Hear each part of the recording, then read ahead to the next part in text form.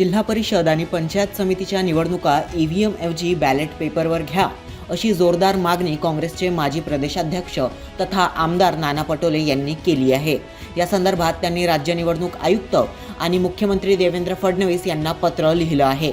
नाना पटोले यांनी आपल्या पत्रात म्हटलं आहे की नुकत्याच झालेल्या 29 महानगरपालिका निवडणुकांनी निवडणूक व्यवस्थेचा बुरखा पूर्णतः फाटलेला आहे।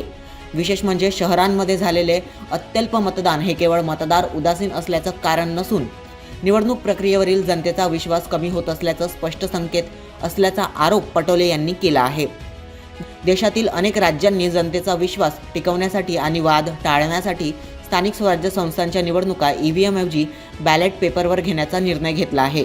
मग महाराष्ट्रातच ईव्हीएमचा हट्ट का आणि कोणाच्या फायद्यासाठी असे प्रश्न आता मतदार विचारत असल्याचंही पटोले यांनी नमूद केलं आहे।